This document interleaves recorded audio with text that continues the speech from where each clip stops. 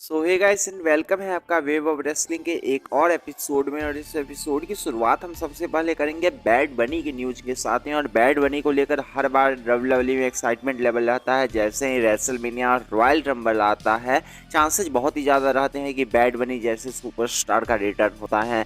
लेकिन इस ईयर की बात की जाए तो रिपोर्ट का कहना है कि डब्ल्यूडब्ल्यूई रेसलमेनिया के लिए बैड बनी को बुक नहीं करने वाली है और बहुत ही कम चांसेज है कि वह रेसलमेनिया में नजर आए। चांसेज यहाँ तक कम है कि रॉयल रंबल में हो सकता है कि वह अपीयर हो जाए, लेकिन ज्यादा चांसेस है कि वह रॉयल रंबल में भी अपीयर नहीं होने वाले हैं। तो हो सकता है कि इस बार कोई और सेलिब्रिटी फिगर हमें डब्ल्यूडब्ल्यूई रेसलमेनिया और रॉयल रंबल में दिखाती हुई नजर आए, क्योंकि बैड बनी के आने के चांसेस कम नजर आ रहे हैं। वही हमारी अगली अपडेट सामने आ रही है डब्ल्यूडब्ल्यूई के समर स्लैम को लेकर। अब अगले ईयर समर स्लैम की बात की जाए तो समर स्लैम वैसे भी डब्ल्यूडब्ल्यूई का पूरे ईयर का सबसे बड़ा प्रीमियम लाइव इवेंट में से एक होता है। तो एक्साइटमेंट तो हर बार समर स्लैम को लेकर आती है। और इस बार जो पॉसिबल वेन्यू बताया जा रहा है वो ओहायो बताया जा रहा है, जहां पे क्लीवलैंड में फाइनली हमें समर स्लैम देखने को मिल सकता है। और क्लीवलैंड के क्राउड के बारे में बहुत बार हम बात कर चुके हैं, लेकिन क्लीवलैंड में फाइनली समर स्लैम हो रहा है, इससे बड़ी बात कुछ भी नहीं हो सकती। और समर स्लैम वैसे डब्ल्यूडब्ल्यूई के लिए एक स्टेडियम लेवल का भी डब्ल्यूडब्ल्यूई ने शो कराया है समर स्लैम में।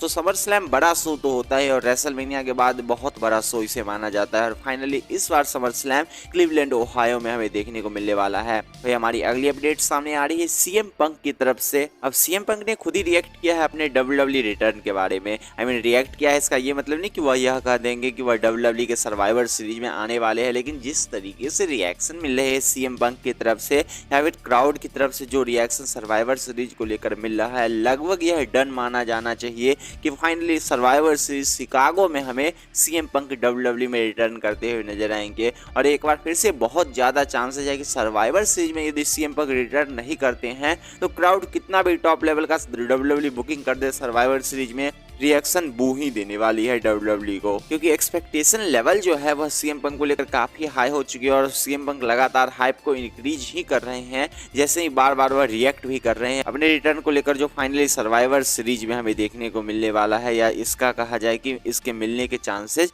उनके रिटर्न के चांसेस बहुत ही ज्यादा है। वही हमारी अगली अपडेट सामने आ रही है डब्ल्यूडब्ल्यूई के वॉर गेम्स को लेकर। और सर्वाइवर सीरीज में वॉर गेम्स के बारे में बात की जाए, जो अब जो रिपोर्ट सामने आ रही है कि डब्ल्यूडब्ल्यूई ने बहुत सारे प्लान को चेंज कर दिया है। बीच में डब्ल्यूडब्ल्यूई ने केवल रॉ को लेकर सोचा था वॉर गेम्स में, फिर रॉ वर्सेस स्मैकडाउन भी सोचा गया, लेकिन करंटली बहुत कुछ चल रहा है और डब्ल्यूडब्ल्यूई ने कुछ भी डिसाइड नहीं किया है। और कुछ दिन पहले वॉर गेम्स को लेकर कंफर्म माना जा रहा था कि यह मैच हमें वॉर गेम में देखने को मिलने वाला है, लेकिन एक बड़ा जो चेंज हुआ कि केविन ओवेंस डब्ल्यूडब्ल्यूई के स्मैकडाउन के ब्रांड पे चले गए।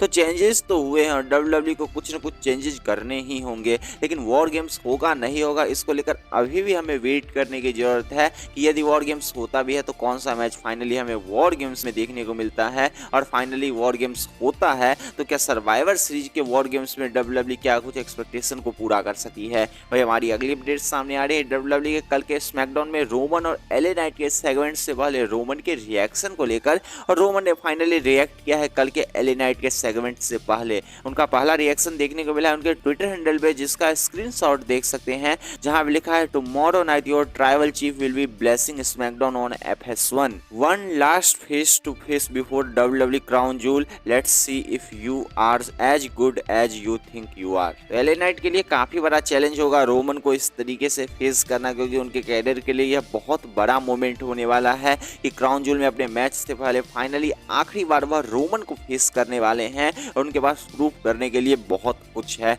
तो LA Knight as a mega star finally एक सुपरस्टार के सामने, रोमन जैसे सुपरस्टार के सामने आमने सामने होने वाले हैं। यह बहुत बड़ा रेसलिंग मोमेंट उनके कैरियर के लिए होने वाला है। फाइनली कल वह एक ड्रीम सेगमेंट उनके कैरियर का वह डिलीवर करने वाले हैं, जिसको लेकर शायद वह इतने दिनों से वेट कर रहे होंगे। लेकिन जो हमारी फाइनल अपडेट सामने आ रही है वह डब्ल्यूडब्ल्यूई के सर्वाइवर सीरीज में Roman rings versus Seth Rollins के मैच को लेकर है। अब रोमन और रॉलिंस के मैच की बात की जाए तो एक हाई चांसेस थे कि Roman versus Rollins champion versus champion हमें सर्वाइवर सीरीज में देखने को मिले, लेकिन करेंटली जो चांसेस बताया जा रहा है इसको लेकर कुछ भी क्लैरिटी नहीं दिया जा रहा है कि WWE champion versus champion, raw versus SmackDown कराने वाली है या किसी और तरीके से सर्वाइवर सीरीज को बुक करने वाली है। लेकिन अभी भी थोड़ा डिस्कशन चल रहा है कि रोमन वर्सेस रॉलिंस हमें सर्वाइवर सीरीज में देखने को मिल जाए, लेकिन एक्चुअल में क्या होता है इसको लेकर अभी भी हमें वेट ही करना होगा कि सर्वाइवर सीरीज को लेकर WWE क्या प्लान कर रही है।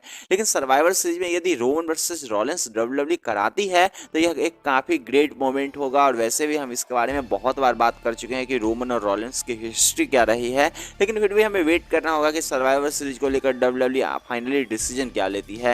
लेकिन आपको क्या लगता है कि क्या WWE को सर्वाइवर सीरीज में Roman versus Rollins champion versus champion match कराना चाहिए? इसके बारे में अपने थॉट को कमेंट में बता सकते हैं। साथ में like, share, subscribe and bell notification on कर सकते हैं। And see you guys again in my new video.